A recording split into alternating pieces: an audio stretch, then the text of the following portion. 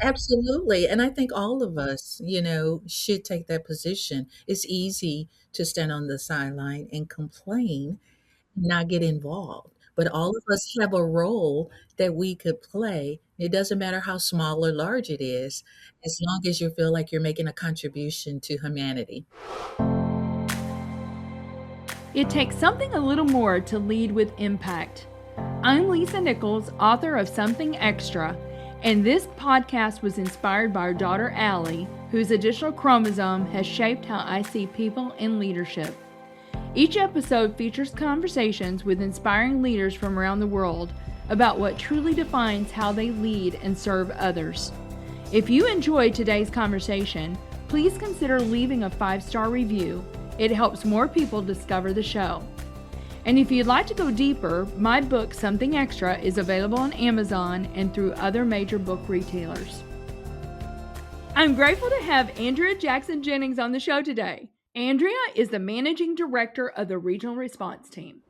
Well, Andrea Jackson-Jennings, welcome to the Something Extra podcast. I'm so delighted that we could make this work. Thank you for having me. I deeply appreciate an opportunity to share my experiences. Yes, well, and you're doing some really amazing work that our listeners might not know about. So I'm excited for them to learn from you and to learn more about what you're doing. You and I got connected fairly recently, I would say in the last 6 months. And when we talked, I said, oh my goodness, Andrea, you have to come on to the show. And so I'm just really grateful that you're making the time to do it. But you've had a really incredible journey, I would say, Andrea, in your career. I mean, I think you started as a cashier, right, at UMSL. We won't say how many years ago because, you haven't aged a bit, right? But you Not at all. not at all, neither have I, neither have I, Yes, yes, you yes. know? But, you were there at UMSL and then, like, leading regional crisis response. I mean, take us back to, like, the journey, and I would love for you to just talk a little bit about I know you grew up in Normandy. I'd love Yes. for you to just talk, too, about kinda what were those things that were early shapers of you and maybe even some people that influenced you? Yes. So again, Lisa, thank you for the opportunity. And I've had an extraordinary career path leading to where I am serving today. So it all started when I was a little girl. As you've shared, I grew up in the Normandy area. I'm a product of the Normandy School District, which I am very, very proud of. I had an opportunity at a very young age to lead with guiding principles that include faith, family, and community. So everything that I've done over the last 25 plus years has been centered around those guiding principles. But with that, to your point, I have been working in higher education. I'm a former public servant working for St. Louis County government as a director of human services. And now I am leading the regional response team. And each one of those positions has given me an opportunity to make sure that there's clear policy and all policy changes, as well as giving folks an opportunity to programs and services that would increase their quality of life. So my whole career trajectory has been centered around just making sure that the least of these have an opportunity to ensure that they meet their basic needs as well as having access to deserving programs and services. Mm, that just well, first of all, I love so much of what you just said. I love the 3 guiding principles: faith, family, community. That makes it pretty, I mean, simple, but yet profound, I think. I love that.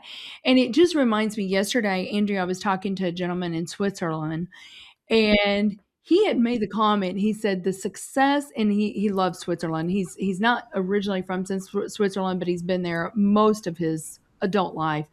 And he said the success of a society is really based on how the least of these is doing.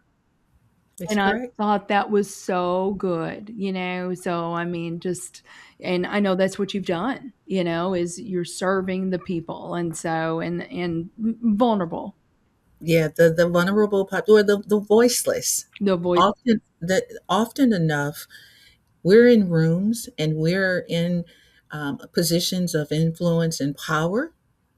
And like all of us, or most of us, we want to make sure that we're using that power and influence for the right purposes. Mhm. And so I have dedicated my life to doing that. And I don't operate out of those three principles that I just gave you: faith, family, and community. Community is critical. If we do not invest in our community, Lisa, what will we have to leave behind to our children and our grandchildren? Mhm. And Yeah. what does that say about us?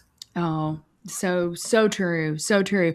Well, okay, so tell me, were there people in your life that were super influential? I don't know. You and I have not even talked about this, so I don't know if there was a grandmother or an auntie or who were the people in your life? Teachers? I would always say that the foundation obviously were my parents. I come from a traditional family nucleus. And so they helped create what you see today. They wanted to ensure that my brother and I were good people, that we operated with a moral compass, that we operated with a lot of integrity. So I would say first and foremost are my parents. They were the first Mhm. examples of what I saw and what I wanted to be through the lens that I saw them on a daily basis. They were both very hardworking individuals. I would also say teachers. Teachers are always a great example of what we see. They teach us. We're like a sponge, right? And we learn so much from the folks that we spent 6 to 8 hours a day with. So teachers were always a huge influence for me. And then also, I have gravitated over the years to politics, and not, politics. When you hear folks say politics, folks can get a little scary. But Mhm. I'm interested in making sure that we leave this place a better place. So that was the reason why I entered into the public servant arena. And at the time, the first county executive, the first person of color, the first Black man to lead, was Mr. Charlie Dooley. And he came to me and asked me to be the director of human services. And so for that, I'm eternally grateful, because they gave me an opportunity to have some influence over programs and services, do an evaluation and a summary or a survey on what the county's needs were as it related to social services. So that was an opportunity for me to really trust myself, get out in community and talk to people, and hear from them directly on what their needs were, and not opposed as opposed to just showing up telling them what they needed, actually hearing from those that were greatly impacted, and then creating good policy around those discussions. Mhm. So I'm very excited about that, having that opportunity, and that just set the stage for me to transition into my current role as the managing director for the regional response team. And again, I came over here in 2021 during the height of the pandemic, recognizing that government, nonprofit, and the philanthropic community were working in silos. Mm. And there was a population of individuals that didn't have total access to what they needed and deserved to survive. And so, for that, again, I'm eternally grateful to be in a position to help those individuals. And we're still working in that space. We were intimately involved during the May 16th tornado last year. Yes. We we work in tandem with a lot of the larger organizations. We focus on the smaller grassroots organizations because a lot of times they don't have the capacity or the resources to actually be as impactful as they like, but they are also the boots on the ground. They're the ones that really have direct access to those individuals that were in need at that time. And so I'm happy to say that we were dispatched there within 24 hours. and we were helping build a database that helped those grassroots organizations, they triaged to get those needed supplies and food and all of the things that were needed at that time into those impacted areas. And Mm-hmm. we're still working in that space today, helping with the school district, St. Louis Public, to identify a lot of those youth that were displaced, and then making sure that they have the wraparound services that they so need to continue to be successful. I just remember when you and I first spoke, Andrea, I think I had told you, I said, I feel like you're kind of like the quarterback. You're kind of like that hub because Mhm. there's so many services out there, right? But sometimes the connection point is not real apparent. And yeah, I feel like that's where you are serving, kind of right in the center of all of that. So I love that role. I love what you're Thank doing. you. I would say that is the added value of the work that we do. Mm, We are the intermediary. So you obviously have the larger organizations that have the resources and the capacity. But then we also need to make sure that those smaller grassroots organizations who really have the desire and the heart and are really best connected with those individuals that are close to the ground. mhm. So good. So good. Well, let me just ask you this. Was there a moment in your mind, Andrea, because you started as a cashier at UMDO, was there a moment where you just knew that you were called to this work? Well, I grew up in an area where there was a huge disinvestment. And so when I was working at the University of Missouri, where I started as a cashier, I had an opportunity because I lived in the area. I had an opportunity to see some of the box stores, the big chain stores that moved out. I had an opportunity to see the smaller restaurants move out. I had an opportunity to see a school district that was allowed to be provisional for 20 plus years. I had an opportunity to see a hospital that I used to pass every day close. And so for me, I was always taught that your community should have all the resources that you need. Mhm, You should never have to go out of your community to get the mhm. support that you need. So I was watching an area that I was raised in lose all of its resources. Yeah. And so, and I wanted to also work close to where I live. And Mhm. so UMSO is the pillar of that community. Yes. All of my degrees were earned at the University of Missouri at St. Louis. My dissertation was also written on Normandy Osteopathic Hospital, a hospital that is now the School of Optometry.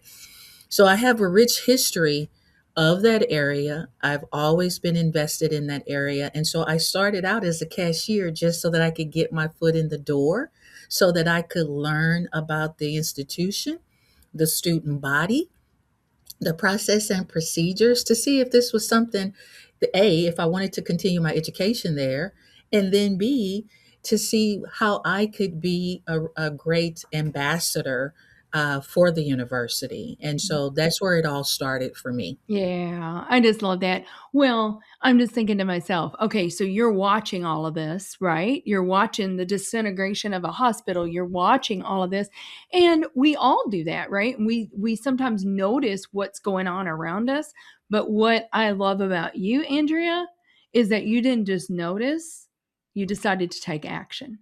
Yes. Yeah, and roll up your sleeves and get in the fight. And so, I'm always the of the opinion you can't like stand on the sidelines and complain about things without saying, okay, what can I do to help the situation? Right. So, Absolutely. And I think all of us, should take that position. It's easy to stand on the sideline and complain, yes, not get involved. But that's all right. of us have a role that we could play. It doesn't matter how small or large it is, That's right. as long as you feel like you're making a contribution to humanity. Yes.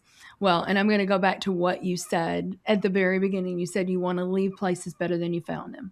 Mhm. So that's precisely, and that's just a great way to live, I think. Well, let's talk about this. You have been a member of New Sunny Missionary Baptist Church for 40 years. That's amazing. So New Sunny Mount Missionary Baptist Church is where I fellowship. I serve on the usher board. I'm a greeter as well as a trustee, and I absolutely love the fact that we're in the center. We're located right across from Calvary Cemetery on the corner of West Florissant and Shreve. And our pastor, each ministry is charged with giving back to community. And so on a monthly basis, all of the ministries are either making sandwiches for the homeless or they're knocking on doors trying to figure out what the basic support that they need and how the church can help in those efforts. So again, that's connected to community. And our church is right near the tornado impacted area. We're fortunate that we did not have any damage, but we have been supporting that area for quite some time.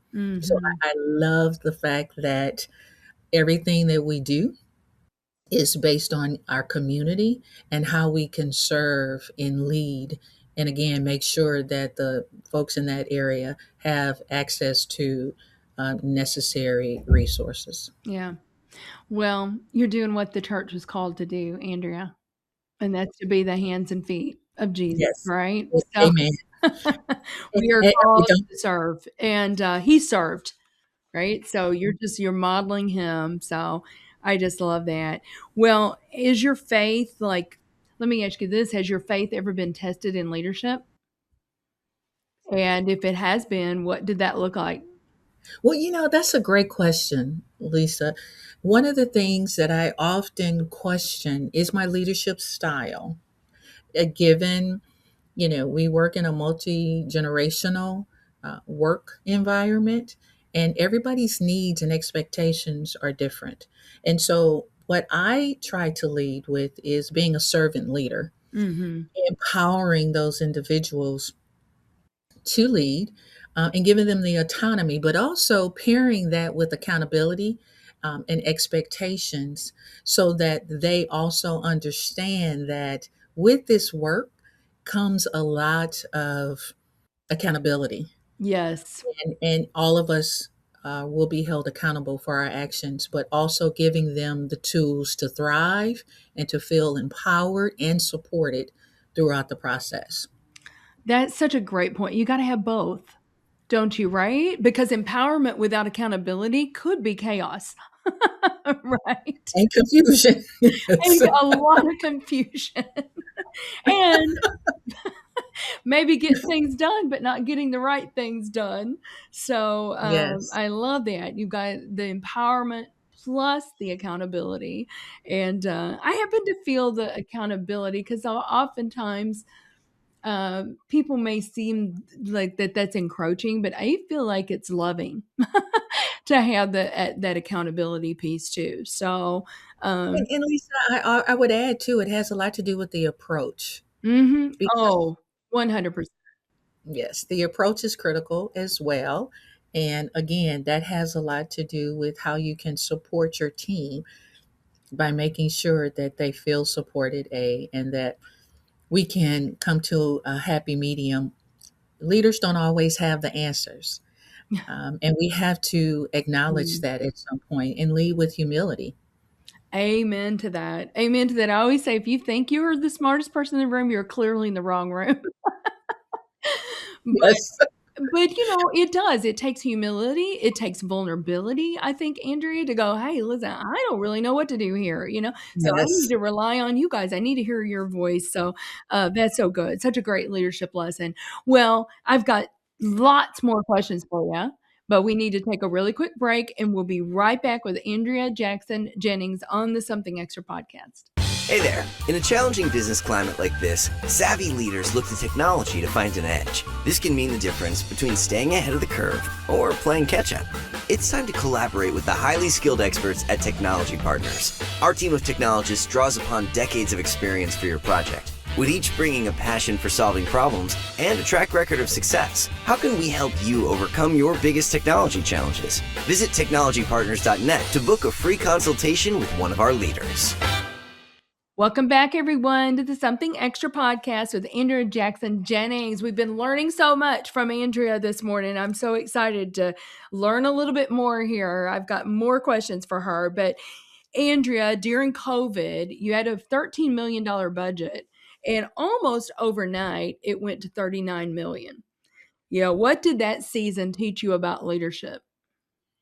That was a very trying time for all of us. One of the things that I recognized early is that when the government shut down and all of the employees were asked to work remotely, a lot of them, Lisa, didn't even have the tools to work remotely, Right. right? They didn't have computers, they did not have access to internet.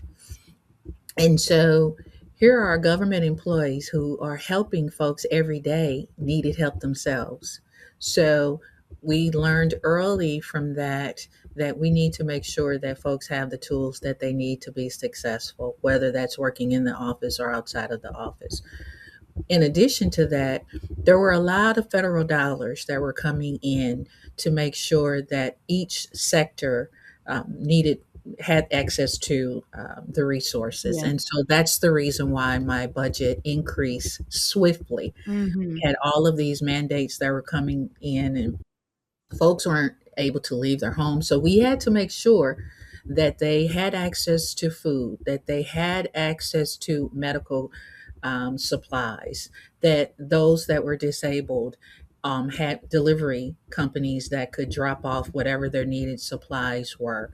So we were charged with a lot during that pandemic. Mm-hmm. And so again, it was a learning experience because we learned that there were a lot of folks that just were in need, and that we were thankful that we did receive the funding from the federal government to try to fill the gap Mm-hmm. for those individuals. Yeah. I'm just thinking as you're talking, Andrea, there's a lot of emotional investment. I mean, it's physically, probably that was very physically taxing, but also emotionally when you're carrying so much. I mean, that's how, how did you balance that? I mean, like, because I would be internalizing all those stories, right? So, Well, and you feel responsible. You feel yeah, responsible yeah. because you're the face of the organization. We had meetings in the morning at 7 o'clock, and we had meetings in the evening at 7 p.m. So at 7 o'clock a.m., we met, and then at 7 p.m., all of the leadership team for county met together and talked through what the challenges were, what did we need, what needed an immediate response, and then who's going to take the lead on all of those things. And so it was emotionally draining. But Yes. I have to say, I have a very supportive family. And then my faith, sustained me. So I put my personal feelings aside because I knew what was at risk for everyone else. And Mhm. that it was how I was able to balance it all. Yeah, I love that you said that. Well, I know I read somewhere that you've been described as a crisis manager. And I would definitely say during that time there was crisis, right? It was definitely a crisis. Yeah, there's a lot of emotional weight. So like would you say, because I mean, I was going to ask you this question about like burnout, if you ever feel that, but probably, I think you just said like your faith is probably what sustains you during those Yeah. times when you just feel that exhaustion, right, Andrea? And then, the other piece to that is we are learning this whole work life balance. And what does that really mean? Does that mean, taking off a day periodically to just take a break, Mhm. do some things that really make you feel good about you and the work that you're providing to community? So I find myself, Lisa, trying to find my happy, right? Mm. And this season, because it's spring, my happy is working in the yard. I have rose bushes that I need to trim, and so that's Yes. therapeutic for me, right? Yes. Yes. Planting my flowers and making sure that I'm connecting with Mother Nature. So that's how I find my happy, and it's a distressor for me. Um, a lot of people find ways of taking care of themselves from an emotional and mental standpoint. But what I'm doing for this season is working in my yard and just trying to meditate on life and how thankful and grateful I am. Yeah. Oh, that's so good. Gratitude, making those gratitude lists are very important. Our family, Andrea, several years ago, just a little practice that we do every night, we do a gratitude circle, and the Yes, whole family is around, and we go, sometimes we include my 86-year-old mother-in-law in it, and she loves it. We FaceTime with her, and she loves it when we include her.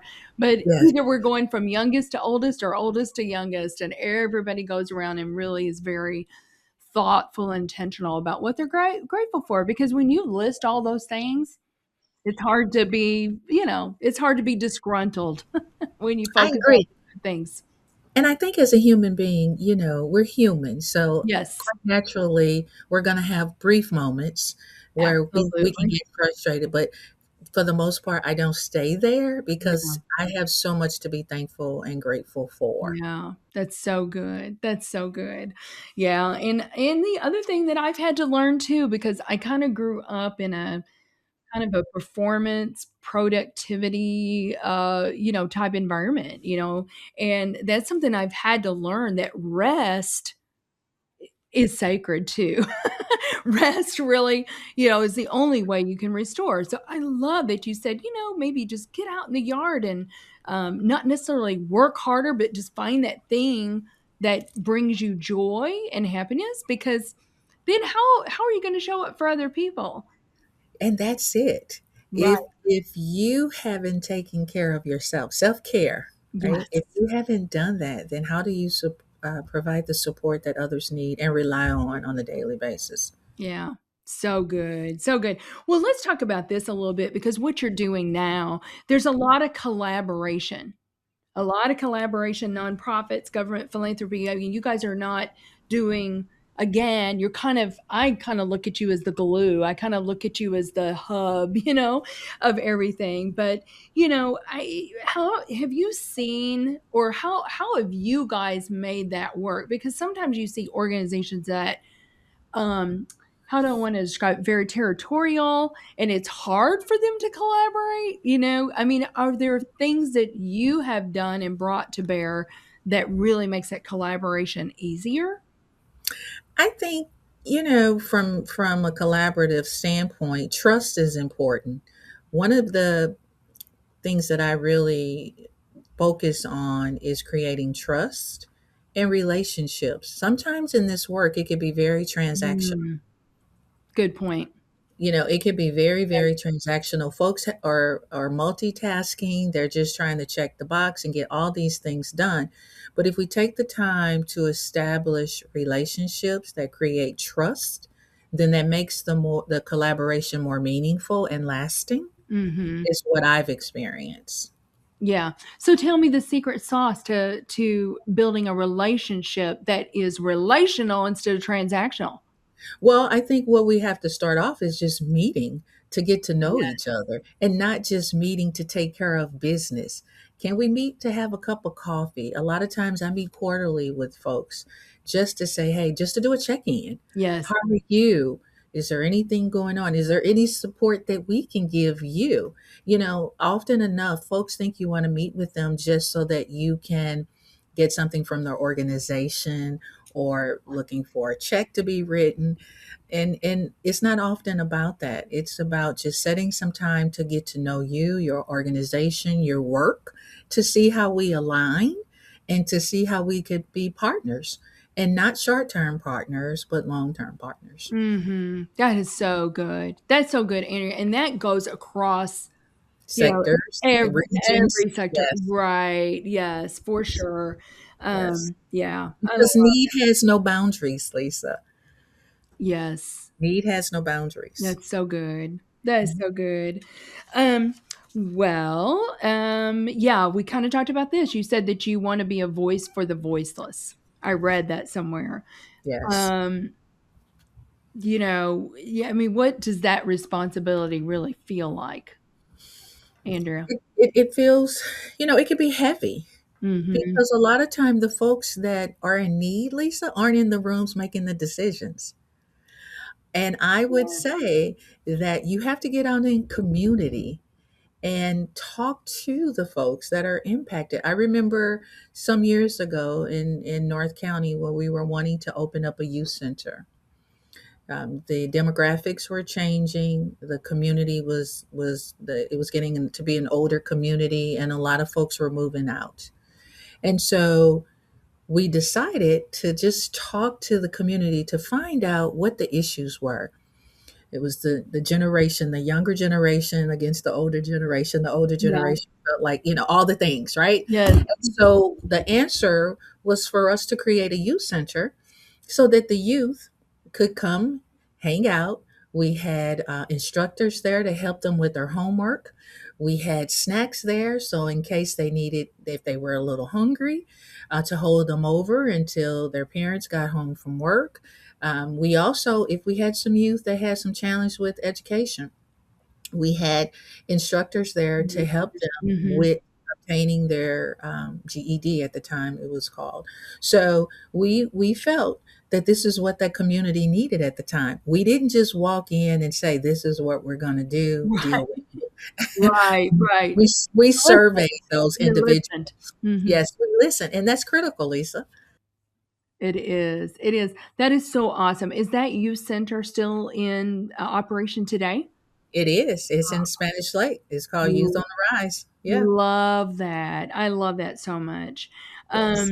Yeah. So you are now serving on the bi-state board. We talked about that. You were appointed by Governor Parson, I I think in was. 2024. I was. There's 10 people that serve on that board, five from Missouri, five from Illinois. Tell me about that board. What does the board do? Because our listeners may not understand that. It's part of the bi-state development, the transit, right? But It is. The board, we meet regularly with the president and the executive leadership team at iState. We talk about what the needs are of that particular organization and how the board can be instrumental in supporting that. A lot of times it's fiduciary responsibility, it's talking through some of the challenges that the institution or the organization is having, mhm. and we're a thought partner with them in those areas. It's been a very rewarding appointment.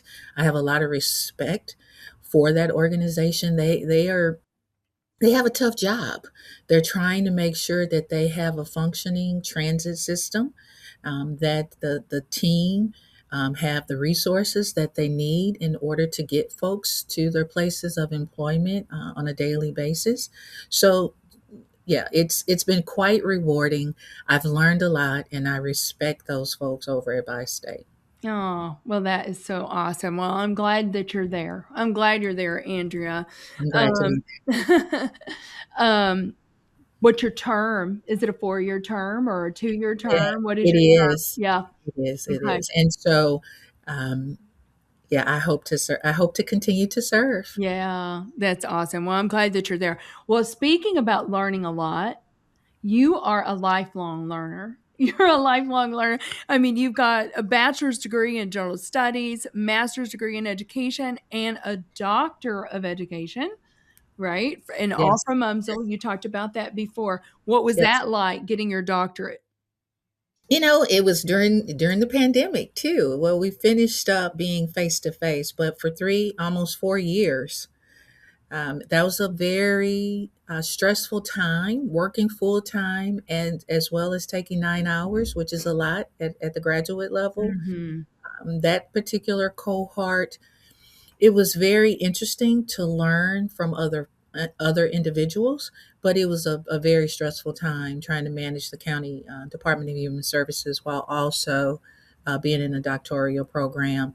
My dissertation was on disinvestment in neighborhoods and in particular the healthcare system Mhm. and just all of the challenges that the current system has today that they're faced with, and the folks that are impacted the most. Mm. So it was very rewarding when I was able to cross that stage and get my hood And what was even more so rewarding is that I was the commencement speaker last year. I know, that was kind of a full circle moment for you, right? It was one of the most rewarding experiences that I have had, just being there to speak to the students and give them a boost of confidence and let them know that anything is possible if you put your hard work, your time and your heart into it, as many folks do. We never know about the challenges that students are faced with today. And Mhm. so, not taking that lightly, to know that they persevered and are able to walk across the stage, it was awesome. Definitely a highlight for you. I was going to ask you not to regurgitate your keynote, Yes. but I was going to ask you what were some of the main things that you told the students. I mean, you said, put your hard work in, it's possible. Is there anything else, Andrea, that you tried to deposit in them in that keynote that would be maybe helpful to some of our listeners? Well, one of the things too that I wanted, even though I know that that day is focusing on the graduates, I Mhm. also wanted to thank the folks that helped get them there, because often enough there's a story behind that. And so Mhm. I took a moment to reflect and give those individuals an opportunity to be acknowledged too, because not everybody is, it's not always been an easy road for everyone. Right. But I also told them that anything is possible. As I've shared with you, anything is possible, but you do have to put in the time, the hard work, and be willing to face the obstacles that will be before you. It's not always going to be easy. This life, no one ever promised us that life would be easy. But if you put in the time, the work, and the heart, the grit that's required today, then you will have a successful path, not without bumps, There will but be bumps. there will be If we bumps. just put it out there, there will be bumps, there will be obstacles. Yes, So prepare mentally for that now. that's right. What will Absolutely. you do when that obstacle, when that bump comes, and prepare for that. So, And we're passing you the baton. yes, We have great expectations of you, right? yes, yes. So try to make the very best of that. Yeah, that's so good. That is so good. Well, let me ask you this. Now, I know formally you've got, you've definitely formally got the education, but are there other ways, Andrea, that you keep yourself learning and energized? And do you read? Do you listen to books? Do you go to do you go to webinars or conferences? I have a full life. Mhm. I'm involved in a sorority. I am a member of Delta Sigma Theta Sorority Incorporated. I'm also a member of the Links Incorporated, and both of those women organizations are based on community. So a lot of my time, Lisa, I'm still volunteering. I'm mentoring. I do a lot of reading. I do a lot of just reflecting and meditating. I want to be at peace with all the decisions that I make on a daily basis. Mhm. So I stay very active. My family sometimes, when I'm at home, they're like, "Oh my God, you're home tonight," Yep, I can because relate.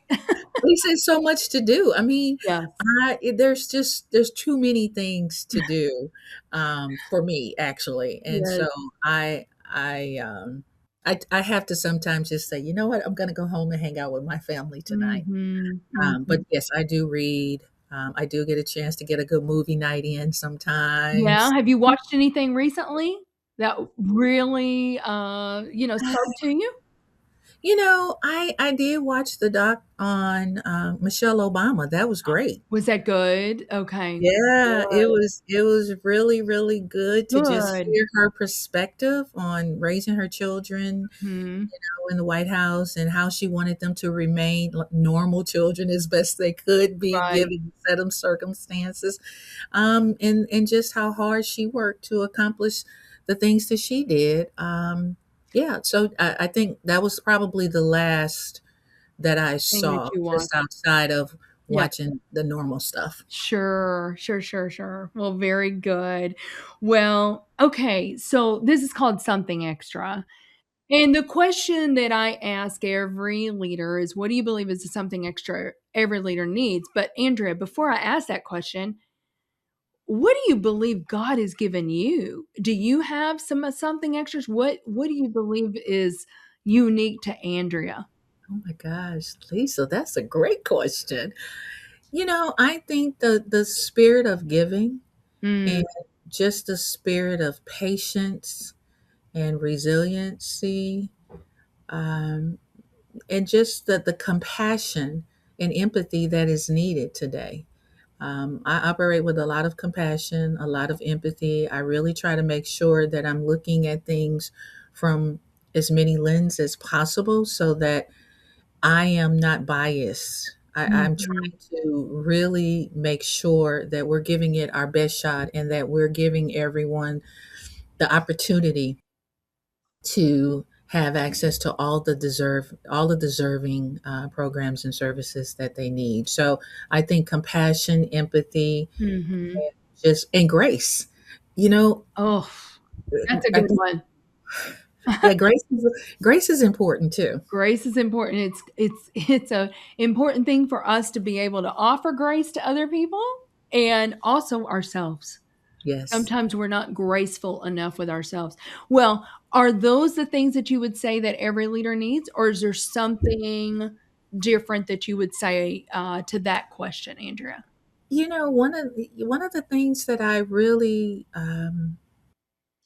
examine, right, is like for me is what is that something extra, and I would say humility, but I would also pair that with curiosity Mhm. because with humility um, should also come with curiosity because with the two together, you can create your team to be more engaged, feel supported, that they're part of a process, that you're not making decisions for them. Yes. You're giving them a platform to bring their ideas and their expertise to a given matter. That's so good. Yeah, so I would pair humility with curiosity, and the team can foster trust and support for each other, and then we'll end up with a better product at the end. Is how I see it. Yeah, I love that. Well, so humility plus curiosity. And when I think about curiosity, Andrea, I think my mind immediately goes to asking questions, right? Yeah, because that's how you find out. That's how you get to the root of things, and then also it helps folks with ownership, Mhm. and they can subscribe to it and buy into it, right? So Which is good. what we want. Yes, for sure. That is exactly right. Well, Andrea, this has been so good. Thank you so much for making the time. I have loved every moment here with you, and I just think we could just keep talking and talking and talking. Well, Lisa, I want to say thank you for offering this platform. I deeply appreciate the opportunity to speak with you and your listeners, and I hope that they found this fulfilling. Yeah. Well, have a wonderful rest of the day, my friend. Something Extra with Lisa Nichols is a Technology Partners production. Copyright Technology Partners, Inc. 2019. To learn more about this week's guest, check out the show notes at tpi.co/podcast. If you enjoyed this episode, consider leaving us a review. Thank you for listening to Something Extra.